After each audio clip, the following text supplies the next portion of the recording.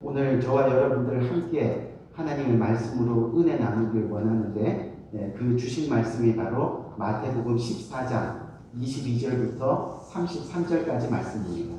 제가 한 절 읽고 여러분 한 절 읽고 이렇게 교독해서 읽도록 하겠습니다.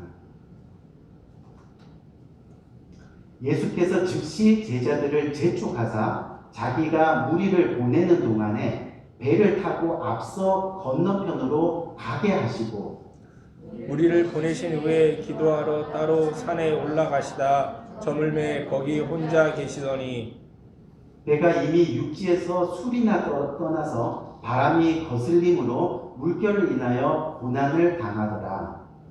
밤 사경에 예수께서 바다 위로 걸어서 제자들에게 오시니 제자들이 그 바다 위로 걸어오심을 보고 놀라 유령이라 하며 무서워하여 소리 지르거늘 예수께서 즉시 일러 가라사대 안심하라 내니 두려워 말라. 베드로가 대답하여 가로되 주여 만일 주시어든 나를 명하사 무 위로 오라 하소서 한데 오라 하시니 베드로가 배에서 내려 물 위로 걸어서 예수께로 가되 바람을 보고 무서워 빠져가는지라 소리질러 가로되 주여 나를 구원하소서 하니 예수께서 즉시 손을 내밀어 저를 붙잡으시며 가라사대 믿음이 적은 자여 왜 의심하였느냐 하시고 배에 함께 오름에 바람이 그치는지라.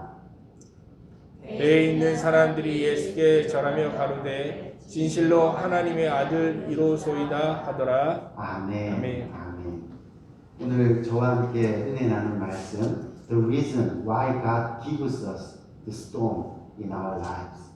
우리 인생에 폭풍을 주시는 이유, 하나님께서 우리의 인생에 폭풍을 주시는 이유라는 제목 가지고 저와 여러분 이 시간 함께 은혜 나누는 시간 가지길 원합니다. 오늘 말씀은 우리가 아주 잘 아는 말씀입니다. 오늘 본문의 내용을 간단하게 여러분들에게 이야기하면 이 제자들끼리 밤에 이 배를 타고 갈릴리 바다를 건너다가 이 풍랑을 만나게 됩니다. 그리고 나서 무려 9시간 가까이 이 바람과 싸우다가 거의 죽기 일보 직전에 예수님께서 나타나셔서 그들을 구하시는 그런 내용이 바로 오늘 본문의 내용입니다. 이 오늘 본문에서 우리가 정말 은혜롭게 살펴볼 것은 뭐냐면 지금까지 예수님이 제자들과 함께 잘 계시다가 왜 하필이면 그때 제자들만 먼저 갈릴리 바다로 보내셨을까 하는 겁니다. 그런데 여러분 잘 알아야 될 것이 뭐냐면 오늘 이 일이 있기 바로 직전에 이 어떤 사건이 있었느냐면 우리가 잘 아는 보리떡 5개와 물고기 2마리로 5,000명을 먹인 어떤 사건이죠? 오병이어의 사건이 있었습니다. 무슨 이야기냐면 폭풍을 만나기 전에 제자들은 너무나 놀라운 광경을 목격했다는 겁니다. 예수님께서 약 2만 명이나 되는 사람들을 배불리 먹이셨다는 겁니다. 성경을 읽어보니까 성경에 5,000명이라 그랬는데 여기에 여자와 아이를 포함하지 않는 숫자라고 그렇게 말씀하고 계시니까 약 2만 명 이상이라고 보는 것이 옳을 겁니다. 그리고 더 신기한 것은 뭐냐면 떡과 물고기를 나눠주고 또 나눠줬는데도 불구하고 12광줄이나 남아 있었다는 겁니다. 이 사건으로 사람들은 예수님께 막 열광을 합니다. 또 떡을 나눠주던 제자들에게도 이 사람들이 열광하기 시작했습니다. 무슨 이야기냐면 순식간에 제자들은 많은 사람들에게 얼굴이 알려지게 되고 유명해졌다는 그런 이야기입니다. 요즘식으로 말하면 한마디로 스타가 되었다는 겁니다. 뿐만 아닙니다. 앞으로 일을 안 해도 먹을 것을 걱정할 필요가 없습니다. 왜요? 지금 떡과 물고기를 담은 12광주리가 바로 눈앞에 있는 겁니다. 보세요. 유명해지기도 하고 또 떡벼락도 맞았습니다. 이제 당분간은 편안히 살 수 있는 환경이 되었다는 그런 뜻입니다. 그런데 그때 오늘 본문 22절 말씀을 보니까 뭐라고 되어 있어요? 22절 말씀을 보니까 예수께서 즉시 제자들을 재촉하사 자기가 무리를 보내는 동안 예수님이 무리를 보내는 거예요. 배를 타고 앞서 건너편으로 가게 하셨다라고 말씀하고 있습니다. 무슨 얘기냐면 그 무리들을 해산시키는 일을 예수님이 직접 하셨다는 겁니다. 그리고 제자들을 급하게 바다 건너편으로 보내시는 일도 누가 하셨다고요? 예수님이 직접 하셨다는 겁니다. 왜 그러셨을까요? 지금까지 여태껏 같이 함께 계셨는데 왜 제자들만 따로 급하게 그렇게 보내셨어야만 하는 걸까요? 우리 사랑하는 성도님, 이 사람은요, 먹고 마시고 편안한 날이 계속되면 필연적으로 육체의 소욕에 빠지게 되는 겁니다. 쉽게 말하면 뭐냐면 진지하게 하나님을 찾지 않는다는 겁니다.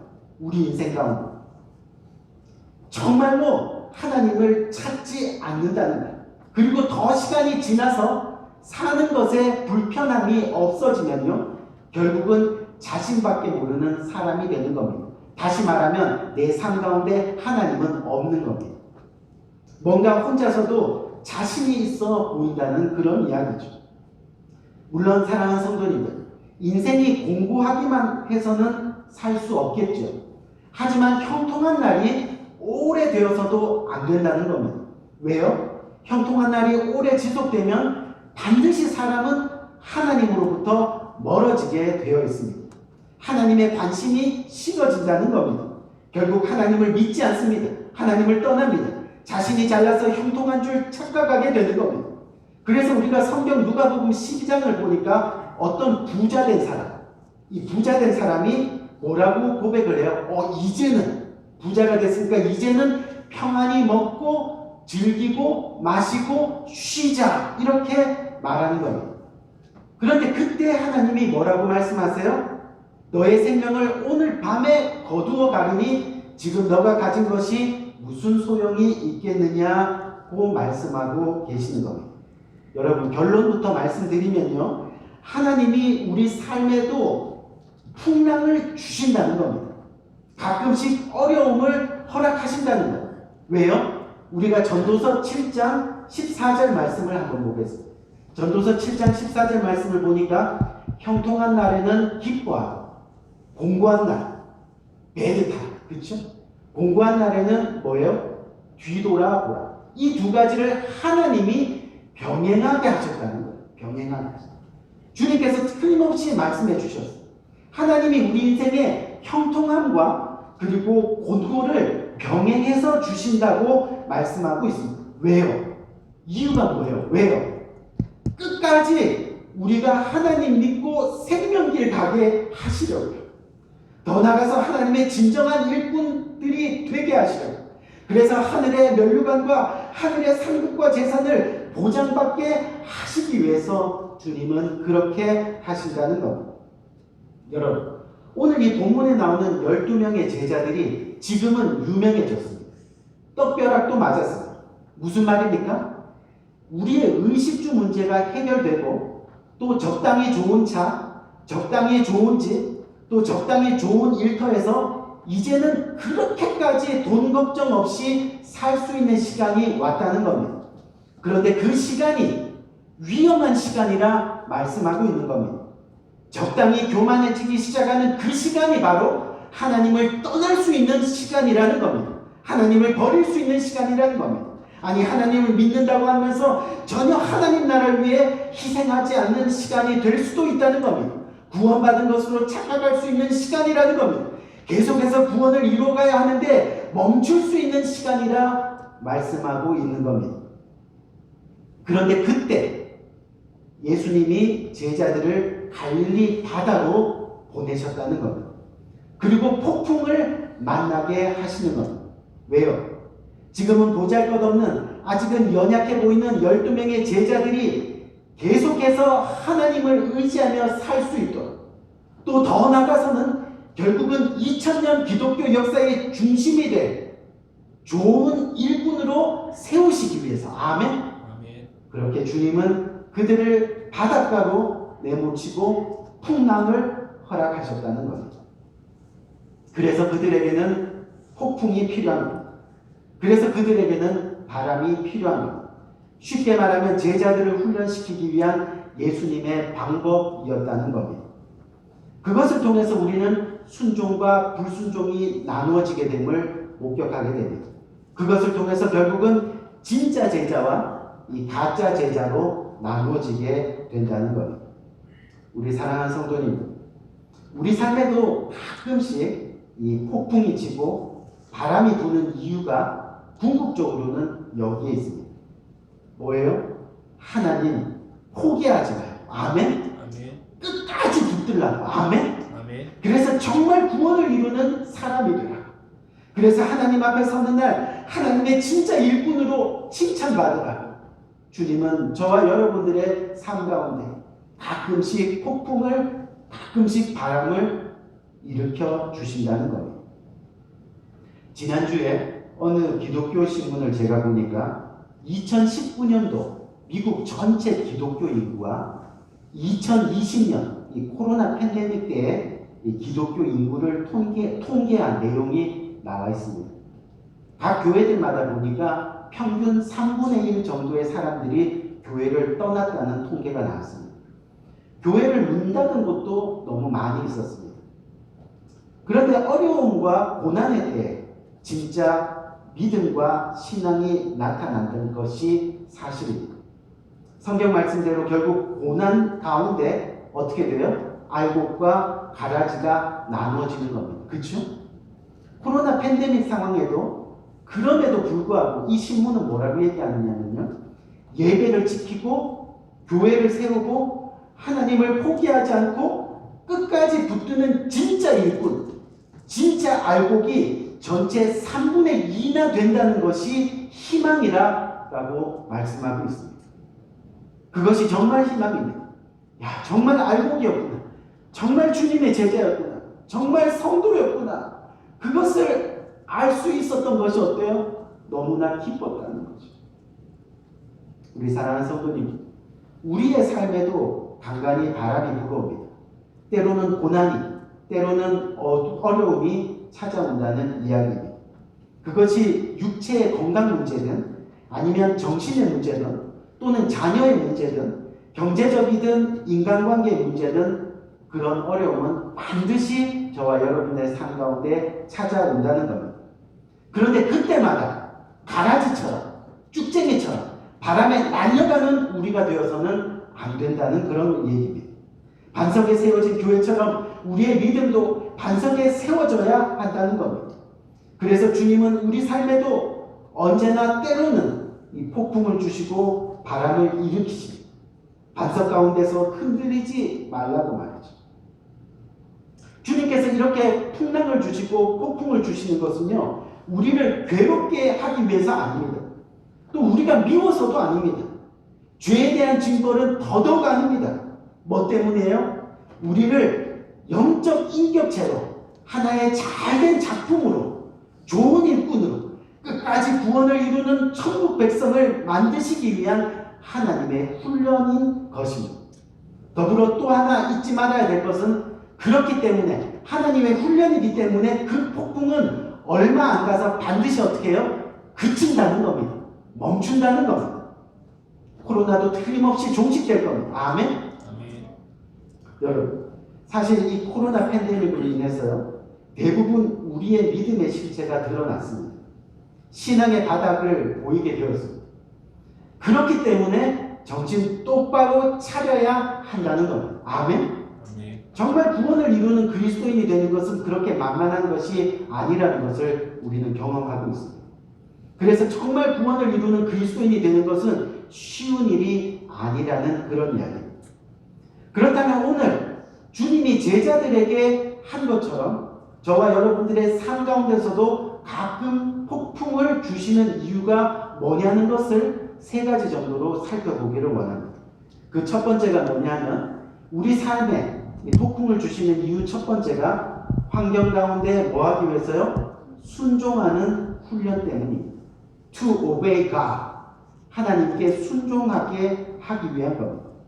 여러분, 우리가 잘 아는 대로 이 성경은요, 구약의 아브라함에서부터 신약의 바울에 이르기까지요, 수많은 하나님의 사람들이 세상의 환경과 맞부딪혔을 때 그냥 보통 사람이라면 주저앉을 수밖에 없는 상황인데 그 상황에서 순종으로 일어나서 결국은 축복을 누리는 모습을 우리는 성경을 통해서 보게 되는 겁니다. 아멘? 아멘. 예를 들면 이 아브라함은 자신의 아들 이삭을 제물로 드리는데요. 끝까지 순종함으로 인해 결국 어떻게 됐어요? 아들도 살리고 여호와 이레의 하나님을 평생 경험하는 축복을 누리게 되는 거예요. 여호와 이레의 하나님. 그리고 믿음의 조상이라는 엄청난 찬사를 받게 되는 겁니다. 무슨 이야기냐면 앞으로 저와 여러분들이 계속해서 예수를 믿게 되면요.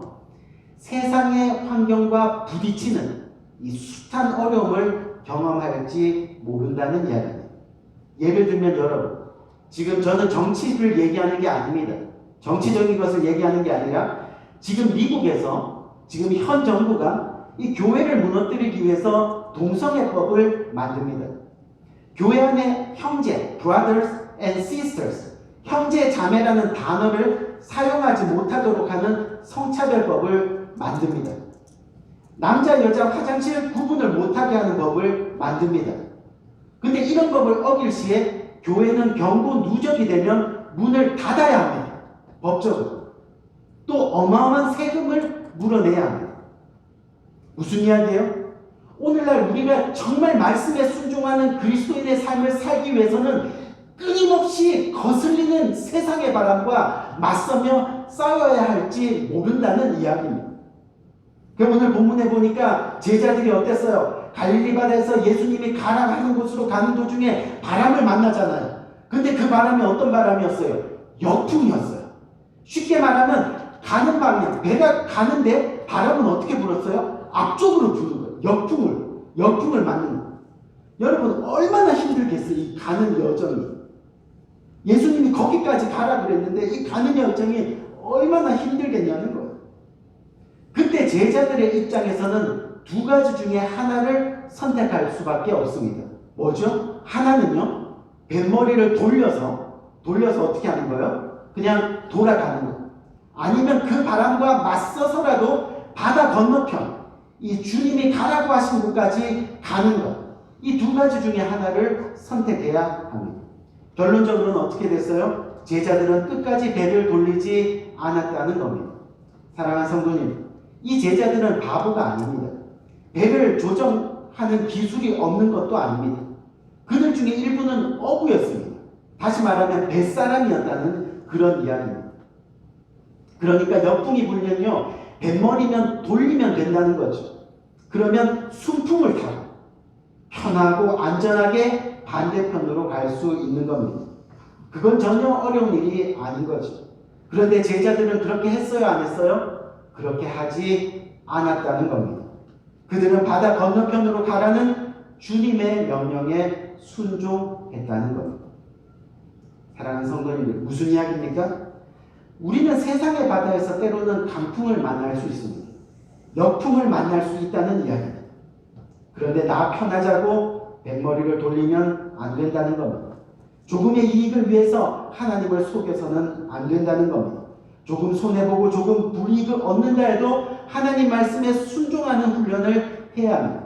순종하는 삶을 살아내야 하는 겁니다.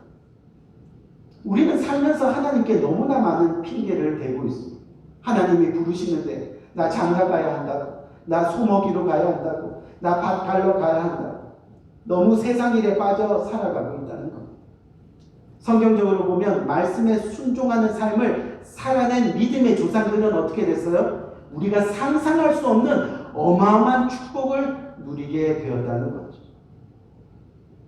제가 15년을 이 교회 담임 목회를 하면서 매년 우리 성도님들이 참 귀하고 복된 성도님들이구나 하는 고백을 하나님께 매년 합니다. 왜냐하면 정말 우리 성도님들을 통해서 저는 이 감동을 많이 받습니다. 말씀을 읽고 또 큐티 생활을 하고 그러면서 계속해서 말씀에 순종하는 삶을 살아가려고 노력하는 우리 성도님들의 모습을 매년마다 보게 됩니다. 단편적인 예로 여러분 지난주에 잠깐 말씀드렸지만 이 매년마다 우리 성도님들이 주님의 말씀에 순종해서 온전한 11조를 내려고 조금씩 더 노력하는 모습을 보게 된다는 거죠. 여러분 성경에서 11조는 뭐예요? 100% 믿음입니다. 그리고 100% 순종입니다. 믿음과 순종 없이는 시작할 수 없는 것이 11조입니다. 처음부터 온전한 11조를 드리는 것은 어렵겠지요. 아직 믿음과 순종이 없는데 말이죠. 하지만 믿음과 순종을 시작하신 분들이 결단하고 계속해서 온전한 믿음과 순종을 위해서 매년 11조를 좀 더 노력하시는 성도님들이 계속해서 늘어나는 것을 저는 보게 되었다는 거예요. 강조한 적도 없고 이것을 가르친 적도 없습니다. 하지만 여러분들 스스로가 말씀을 읽고 큐티하면서 주님의 말씀에 순종해 나가는 그런 모습, 하나님이 틀림없이 보장해 주실 것을 저는 확신합니다. 아멘? 무슨 얘기냐면 우리가 정말 이 땅에 살아가면서 하나님 편에 서서 가야 하는 겁니다. 아브라함처럼 끝까지 순종하는 겁니다. 하나님을 속이지 않습니다. 거짓말하지 않습니다. 역풍을 만나도 하나님 말씀에 순종해서 바다를 건너가려고 노력하는 모습, 그것이 훈련이고 저와 여러분들의 모습이라는 겁니다. 결국은 축복된 삶이 우리를 기다리고 있는 겁니다. 어제 큐티 하신 분들 큐티 내용 보시면 알죠. 하나님께서 하나님 일하면 뭐예요? 반드시 보장하겠다. 축복. 두 번째 주님이 우리 삶에 폭풍을 주시는 이유가 뭐냐면 바로 prayer, 기도하라는 겁니다. 오늘 제자들을 건너편으로 보내놓고 예수님은 혼자 산에 오르십니다. 오늘 본문 23절 말씀 한번 볼까요? 23절을 보니까 우리를 보내신 후에 뭐하러요? 기도하러 따로 산에 올라가심에 저물매 거기에 혼자 계시더니 말씀하고 있습니다. 지금 예수님이 산에 오르셔서 무엇을 했다고 말씀합니까? 바로 기도하는 시간을 가졌다는 겁니다. 여러분, 사람들이요 환호하는 자리에서는 기도하기가 쉽지 않습니다. 좀 전에 설명드린 대로 낮 시간에 오병이의 기적을 본 무리들이 어떻게 했다 그랬어요? 막 열광을 했습니다. 축제의 도가니였습니다. 그런데 그런 분위기에서 기도하기가 쉽지 않다는 겁니다. 기도는 제가 뭐랬어요? 온전히 하나님을 의지하는. Prayer means 뭐예요? Rely on God only. 그렇죠? 하나님만을 의지한다는. 그렇죠? 근데 나를 열광하는 사람들 앞에서 내가 주님을 온전히 의지한다는 것은 쉬운 일이 아니라는 겁니다. 사실 제자들 입장에서는요, 이 사람들이 열광하는 그 자리에 조금 더 있고 싶었고, 또 그들의 박수와 환호를 좀 더 즐기고 싶었을 겁니다. 그렇죠? 이 제자들 입장에서는 우리 사랑하는 성도님들, 다시 한번 말씀드리지만 사람들은요, 열광의 자리에서는 기도하지 않습니다. 홀로 고독의 자리로 들어가야 비로소 기도하게 되는 겁니다. 제자들을 폭풍 속에 몰아넣으셔서 그들 스스로 깨닫게 하시는 이유도 바로 이것이라는 겁니다. 그들에게 낮에 있었던 일은 자신의 한 것이 아니라 하나님이 하신 거라고. 아멘? 자신이 영광받는 것이 아니라 하나님이 영광을 받아야 하는 일이라. 결국 생명 주신 하나님의 은혜라고 그것을 겸손히 깨닫게 하기 위해서 우리에게 기도의 시간이 필요했던 겁니다. 다시 말해서 기도는 하나님을 의지하는 시간입니다. 아마 제자들이 폭풍과 싸우는 그 약 9시간 동안에요, 제자들은 더 이상 이 낮에 있었던 세상의 환호와 영광에 머무를 수가 없었을 겁니다. 하나님을 찾아야 한다. 생명의 주관자 되시는 하나님께로 돌아가야 한다는 것을 깨달았을 겁니다. 그래서 어려움과 고난은 뭐예요? 우리를 다시금 하나님께로 돌아가게 하는 축복의 통로가 되는 겁니다. 역설적이긴 하죠. 이 어려움과 고난은 그래서 우리를 다시금 하나님을 의지하게 하는 기도의 통로가 되게 하는 겁니다. 기도하지 않고는요, 결코 주님의 뜻을 알 수가 없습니다. 기도하지 않고는 결코 주님을 온전히 의지할 수 없습니다.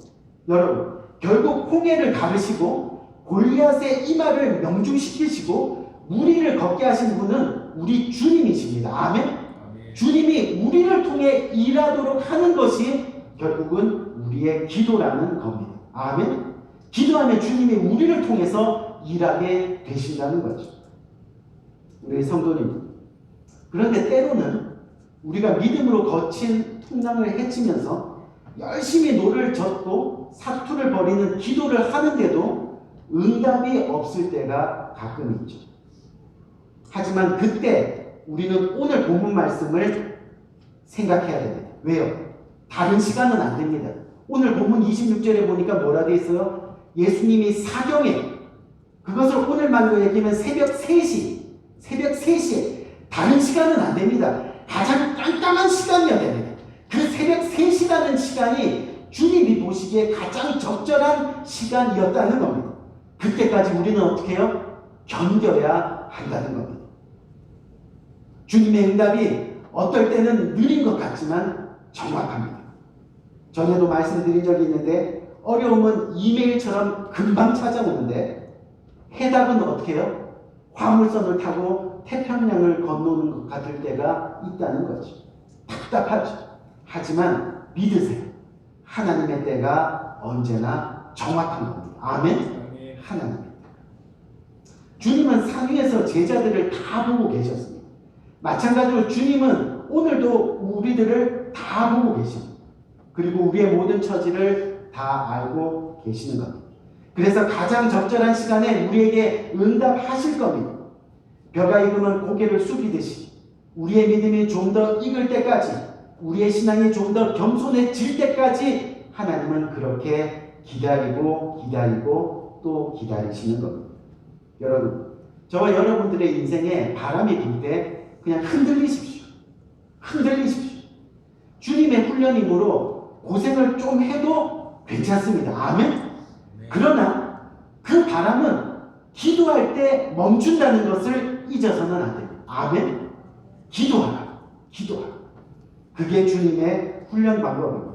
만약 우리가 폭풍이 오는데 기도하지 않으면 어떻게 되겠어요? 그 폭풍은 점점 거칠어질 것이고 견뎌야 될 시간도 점점 길어질 것입니다. 하나님의 일꾼은 기도하는 사람입니다. 기도에 훈련이 되어 있는 사람이어야 한다는 겁니다. 이 코로나가 종식되기 위해서 우리는 어떻게 해야 돼요? 기도해야 됩니다. 정말 기도해야 돼요. 저는 매일매일 기도합니다. 여러분들도 이 코로나의 어려움을 위해서 기도하는 여러분 되시길 바랍니다.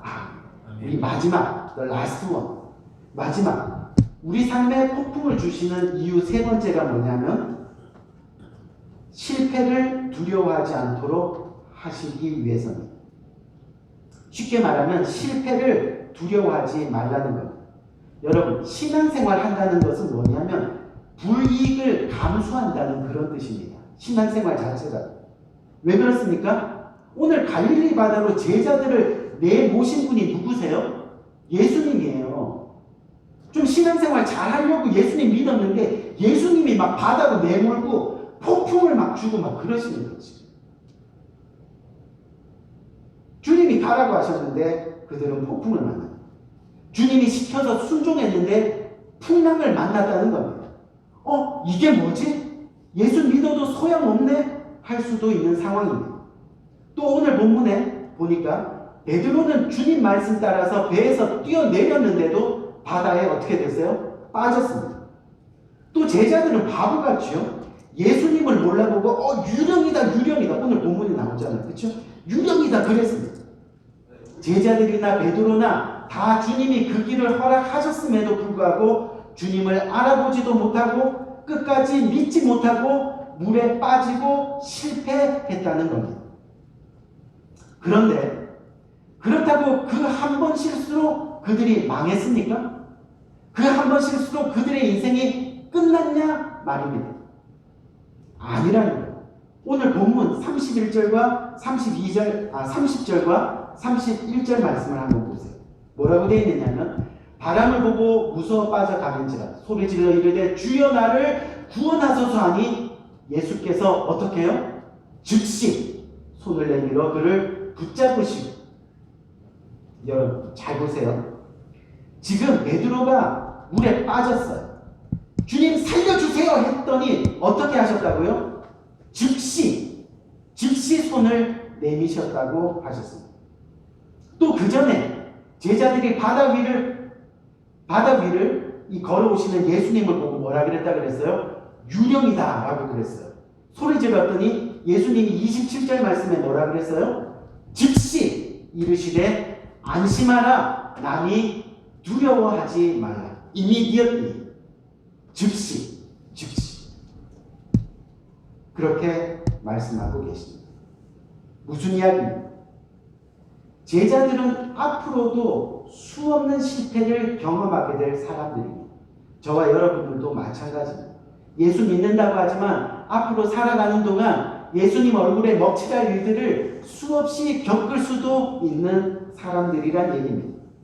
어떻게 해요? 때로는 안수기도 했는데 병이 낫지 않고, 때로는 전도 열심히 했는데 한 명도 구원시키지 못하고, 때로는 예수님이 잡혀가자마자 제자들이 어떻게 했어요? 다 도망가고, 심지어는 예수님 모른다고 부인까지 하는 그런 실패를 저지를 사람들이었다는 거예요. 저와 여러분도 마찬가지입니다. 중요한 것은 뭡니까? 실패를 하더라도 하나님 포기하지 않는 연습을 해야만 한다는 겁니다. 아멘? 비록 우리가 실패한다 하더라도, if we fail, 그쵸? 한다 하더라도 don't give up. holding God. 하나님을 붙잡는 거예요. 코로나 팬데믹으로 인해서 우리의 믿음의 실체가 드러나고 또 신앙이 바닥나고 해도 내 진짜 모습이 이거였구나 깨닫고 그 순간 하나님 포기하지 않는 결단이 저와 여러분들의 삶 가운데 일어나야 한다는 거예요. 우리 사랑하는 성도님, 우리는 오늘 이 말씀을 통해서 우리가 세상에 살면서 비록 우리가 예수 그리스도를 믿으며 살아간다고 하지만 우리는 언제나 폭풍을 만날 수 있고 또 물에 빠질 수 있고 또 두려워해서 잠시 하나님을 떠날 수 있고 그래서 신앙적으로 실패할 수 있는 사람이라는 것을 기억해야 합니다. 하지만 오늘 말씀은 그런 우리들을 끝까지 포기하지 않고 마지막으로 소망을 전해주고 계시는 겁니다. 어떤 소망을요? 오늘 본문 31절 말씀 보니까 주님께서 뭐라 그래요? 예수께서 즉시 손을 내밀어 그를 붙잡으시며 이르시되 뭐라 그래요? 믿음이 적은 자여 왜 의심하느냐? You of little faith. 믿음이 적은 자여. 그렇게 말씀하고 계시는 겁니다. 저는 이 본문을 읽으면서 정말 말씀 준비하면서 마음이 울었어요. 왜요? 주님께서 우리더러 믿음이 없는 자여 왜 이렇게 믿음이 없니? 라고 말씀하시지 아니하고 믿음이 적은 자여 라고 불러주셨기 때문입니다. 우리의 믿음이 크지 않더라도 우리의 믿음의 크기가 아주 보잘것없더라도 우리가 믿음이 있다는 것을 주님이 어떻게 해요? 인정해 주시고 우리를 통해 일을 이루시겠다 말씀하고 계시는 것. 우리를 포기하지 않겠다 말씀하고 계십니다. 연약하지만 우리에게는 믿음이 있다는 겁니다. 우리 사랑하는 성도님, 부피가 좀 작긴 해도 여러분 우리 모두가 주님을 사랑하죠. 아멘?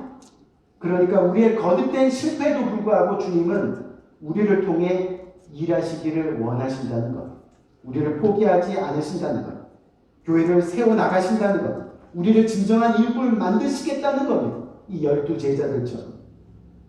바라기는 그렇게 매년 하나님이 인정하시는 사람으로 거듭난 우리가 믿음이 없는 게 아니니까. 하나님이 포기한 사람들이 아니니까. 그렇게 주님과 정말로 동행하면서 변화되는 복, 또 주님의 귀한 일꾼 되는 저와 여러분 되시기를 주님의 이름으로 간절히 축원합니다. 우리 한번 기도할까요? 이 말씀 굳게 붙들고 시간이 좀 많이 지났는데 간절한 마음으로 한번 기도합시다.